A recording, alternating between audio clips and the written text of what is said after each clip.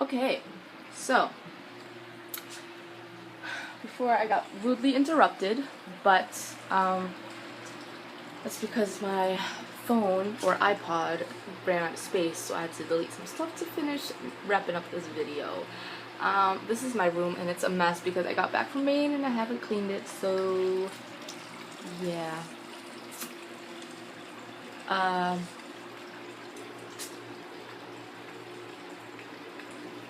Excuse me. So I'm just waiting for Alex to pick me up. He should be here any minute now. And we're gonna go look at some stones, tombstones.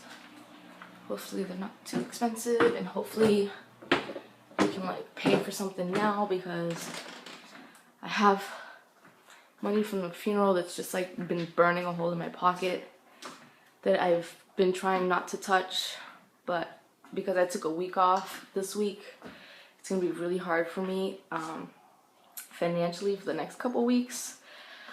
So I just want to go take care of this tombstone, pay what I need to pay. That way I can save and salvage whatever is left over from that. It's a beautiful day outside. It's hot, and although I did see some clouds coming in, I was kind of hoping I can go for a swim, but I guess not. So yesterday I tried to play Monopoly with my family, and according to my little sister, it was her first time playing. I think not, but she done whipped our asses. I mean, she really just came through and was just buying up everything, making deals, landing on all the free parking. She was just making bank, and it really kind of wasn't fair. It wasn't fair, but at least her and I were the last people playing, so I'll toot my horn to that, because my dad was playing and my mom, and my dad is like crazy about Monopoly. He used to play all the time, so she don't put him to sleep last night. Yeah, after she bought all his property. It was kind of funny. See, my problem was that I ended up with Boardwalk and Park Place and started building on it right away. And that kind of backfired for me because those are only 2 spots, you know, so the chances of someone landing on it are not that great. Meanwhile, she had like all of the orange and pinks and the reds and the yellows and the green. And so I ended up with Park Place, Baltic Avenue, and like the Connecticut lands. So basically I was rocking the projects and she was in like Upper East Side Manhattan. So that's cool, you know, that's cool. She just kicked my ass, but I don't know, I'm kind of feeling like we need a little rematch tonight, maybe. We'll see how that goes, you know what I mean? Let me show you guys the painting that I did yesterday, which I have to finish because my little deer still needs some antlers. And so this is the painting I did when I got back from Maine, and it's right there.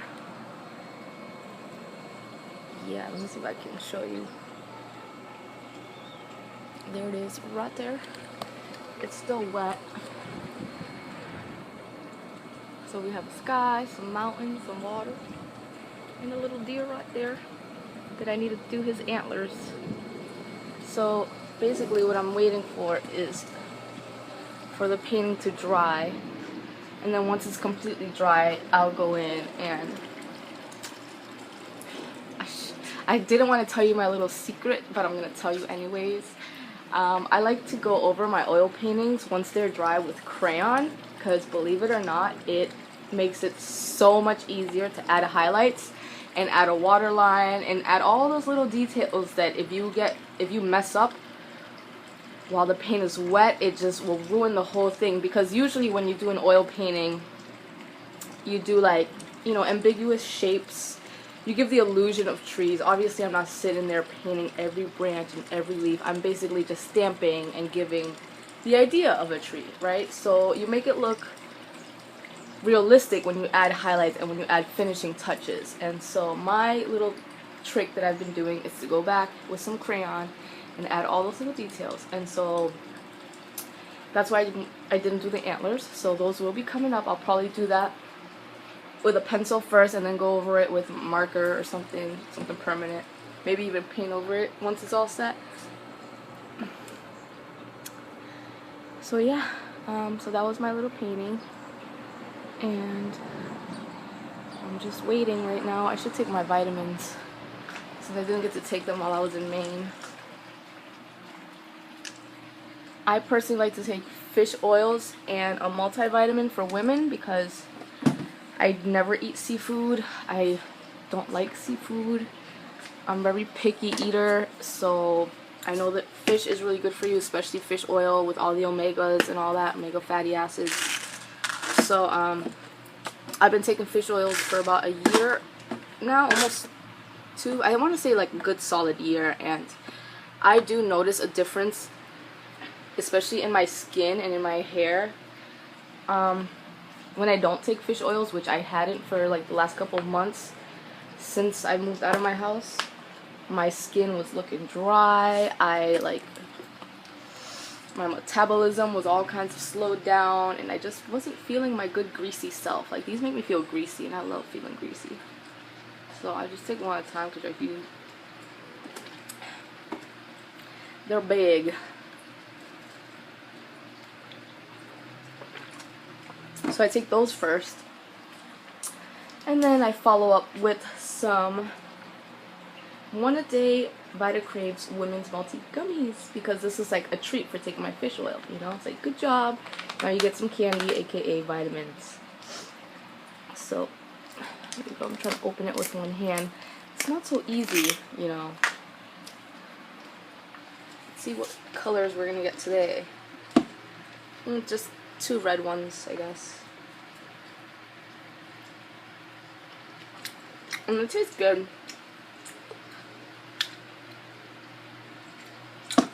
It tastes like gummies with like a powdery taste, or like a powdery aftertaste. I like them more.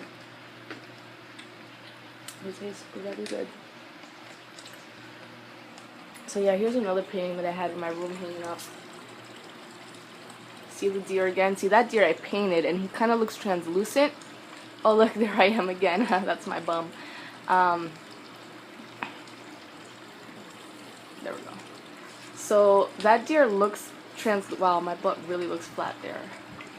He looks translucent, and at first that kind of bothered me, but I kind of like it now because when I did that painting, it was supposed to be like a self-portrait of myself, me being the little deer in nature. And the fact that it's translucent kind of makes me feel like it's a spirit, you know what I mean? Ooh, spooky. So, I don't know. I like that. So, yeah. God, my room looks so messy right now. My room is a mess. I did that painting up there in the corner. And then I also did this painting that's right by my bed. Right there. It's a little mountainous scene. Oh, yeah. And there's my baby. Ooh, I think Alex is here, so I should go. I'll talk to everybody later. Bye. Hey, so I'm back. And I'm really tired and drained. And I'm just gonna hold my stick up and talk. So I had a drink, so that's why I look drunk. One drink, and that's all it takes. Because I'm such a lightweight. But I'm trying to figure out what length I want my selfie stick at. I guess that's good. So yeah, I went and looked at some tombstones today with Alex. We got a little design figured out, you know, how we want it to look, what we want it to say. And I feel much better now that we're getting the ball rolling on that. It's probably going to take 6 to 8 weeks. So once that's all said and done, I'll maybe show you guys, take you to the site so you can see where my son now lays to rest. And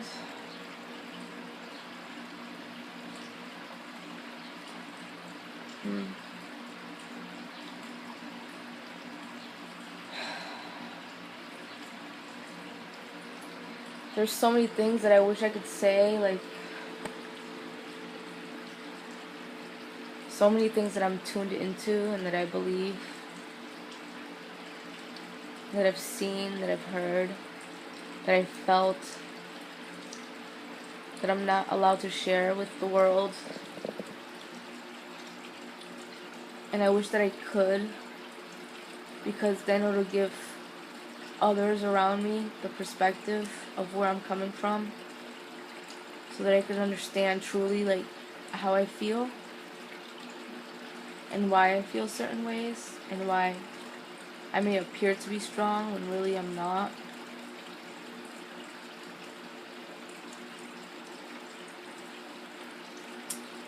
It's so much more than faith or religion.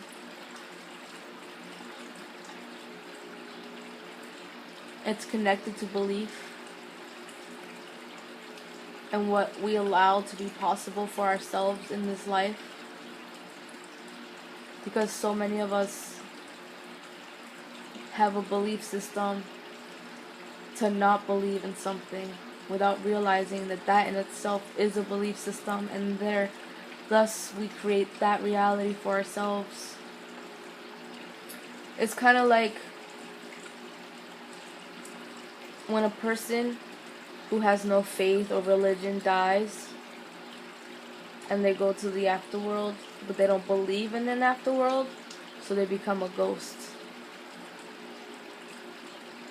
There's no science that proves that, because there's never going to be a science that proves that, because we don't want to believe that we're more than physical beings. So even though you're going to have millions of people believing that only one man can do miracles, or millions of people believing that only one man can be a prophet, there's not enough people that believe that there's more to life than our physical abilities. But yet we see it all the time. Our brain power. You know? That's why you go to college. That's why people that use their brains get paid more than the person that's picking oranges for Tropicana orange juice. And brain power can't be seen. Brain power is only something that's manifested through our spoken language and through our physical bodies. But before we take action on those things, they're just thoughts. So how can we not believe that there's more than our physical bodies if we're powered with our thoughts? You know what I mean? And with that understanding in mind, I know that there's more. And it's, like I said, something that I can't talk about because it's not accepted by society. And I'm not going to go on here and speak my truth to have people think that I'm crazy. And I know that I shouldn't care what people think. But I don't want my belief system to be spread in that negative light, because my purpose is to shed that light in a positive way and to make people believe. So I have to be careful in the information that I share and the things that I know, because the world is not ready to handle the fact that miracles are real. And it's sad. It's so sad. Especially for the people around me that mourn my son, because they don't want to believe in what I believe, and therefore they close the door on any possibility of something more.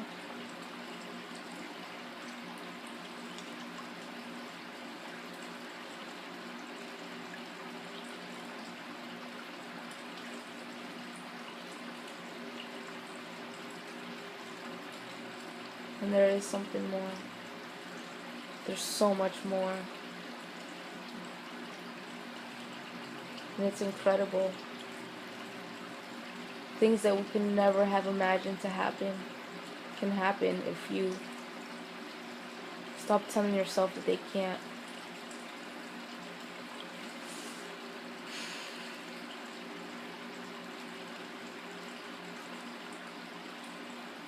I think that if we stop watching TV, get off our computers, put down our phones, step into nature, and not talk, and just be, even in all the discomfort we may feel, the cold air, the brittle ground, you know, if you can push all that aside and just tune in to just the moment of now,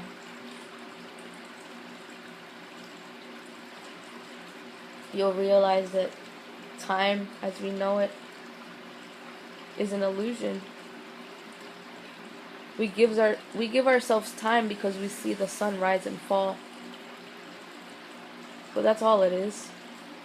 That's all it is. That's what we base our everyday lives on. Our whole society is based on the fact that the sun rises and falls.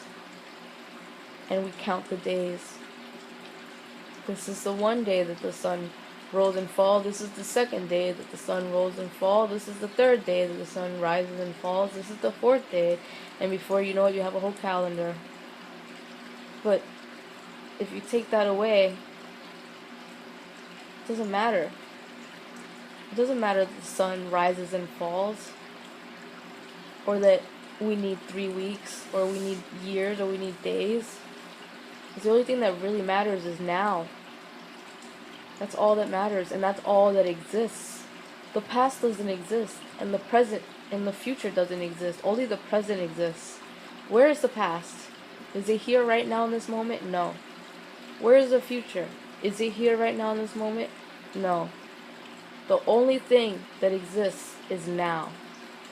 So you can go ahead and live your life blind to the truth and think that I'm crazy, and think that people that are spiritually tuned in are crazy. But at the end of the day, you're fooling your own soul, which is an infinite being. And that's sad. I know it's hard for me to talk about this, given the fact that I lost my son. And like I said, there's nothing I can say at this point in my life to make people understand where I'm coming from, because people aren't ready to hear it or believe in things.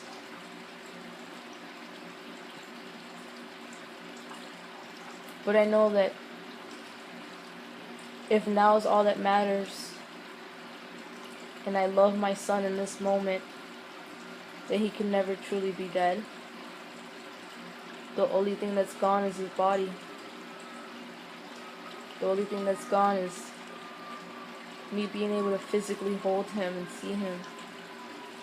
But my love's never gonna go away. It's always gonna be here in every instant moment of now.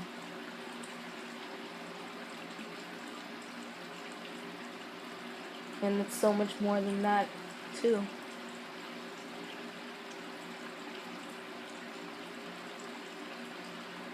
My whole life, I've been into the spiritual, into esoteric learnings, into metaphysical learnings and teachings, into different religions. My whole life I've intuitively meditated before I knew what meditation was. I have followed my intuition before I even knew what that was, or what a psychic was.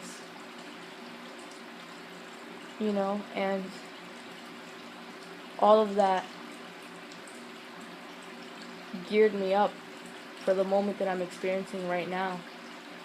And all that gave me strength to go through everything that I went through with the passing of my son.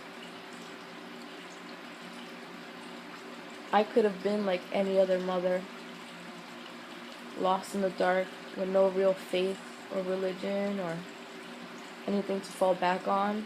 I can be like everybody else and turn to drugs and turn to alcohol, or let it affect me in different ways. But I've chosen not to, and that's for a reason.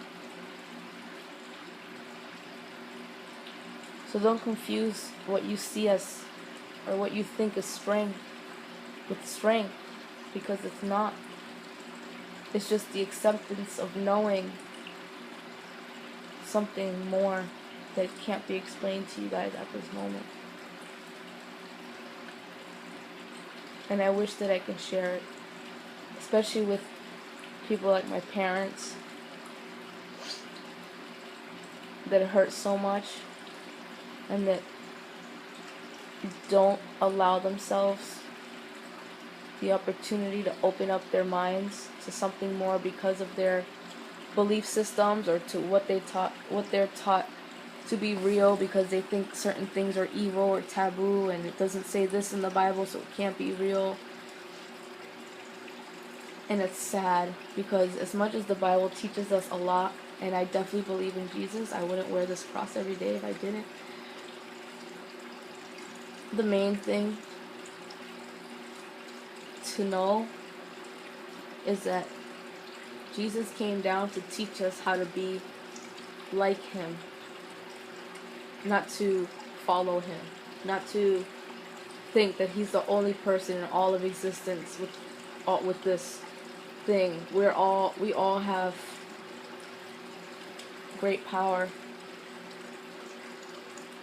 and we don't realize it. We don't realize every day that we're just a TV receptor, or like an antenna receptor, that our actions aren't our own actions. That when you swear and say fuck this, fuck that, that's not you. That's something else. When you say I hate this or I hate that, that's not you either. That's something else.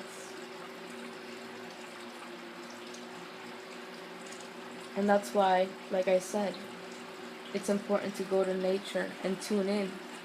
Because if you put all the fucking bullshit aside, and yes, I chose to swear, when you put all the bullshit aside, you're left with yourself. And then what? Ask yourself that next time. Next time you doubt. Next time you're lonely. Next time you're sad. Next time you feel empty. Or next time you're filled with hate or anger and you just don't understand anything around you.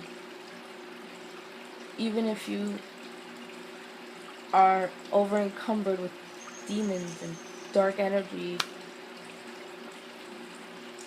you'll begin to understand that all that, they're just belief systems. It's not who we really are. We're really spiritual beings having a human existence.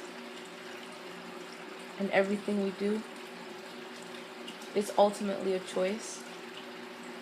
And when we become aware of those choices, then we get tuned in with who we really are.